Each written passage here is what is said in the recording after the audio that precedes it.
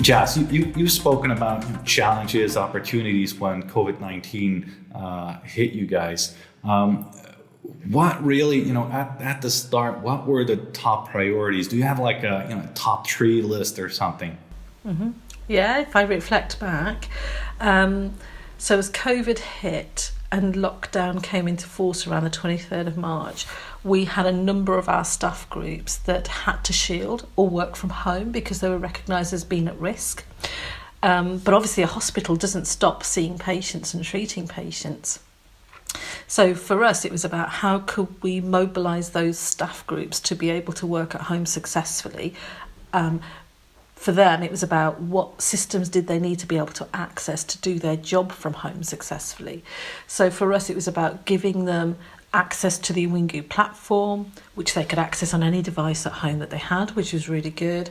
If they didn't have a device, then we needed to provide a device to them. They had to come and get that.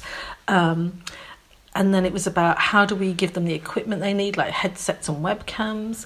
And that was really challenging because we had staff who had to shield, who had to work from home, or we asked them to work from home. So we were sort of marrying and working with staff who were working remotely within a digital team, providing all of these services to these staff groups and making sure that from a wellbeing perspective, the digital team were coping with all of the anxieties that we all had when lockdown was enforced here in the UK. And then the second challenge that I reflect on was around virtual consultations. So how do we still enable our clinical teams to see patients that they needed to see because a phone call just wasn't good enough to be able to clinically diagnose or provide treatment for that patient.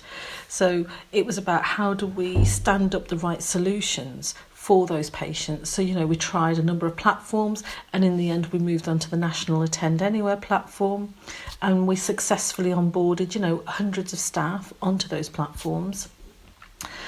To enable them to see patients. And we also worked with a number of therapies groups to enable them to do support and exercise classes with patients. And the feedback was amazing. We had really positive feedback from patients who were really pleased to see that we could still give them access to these crucial services when they were having to isolate, having to be locked down, as it were. And, patients said to us that I maybe wouldn't have accessed this service if it was face-to-face and I would have had to come to the hospital. But through a virtual platform, they almost felt it was easier for them to access that service because there's a bit of anonymity, isn't there, to a virtual platform. You don't need to share your face if you don't want to. So again, it's just recognising the needs of individuals.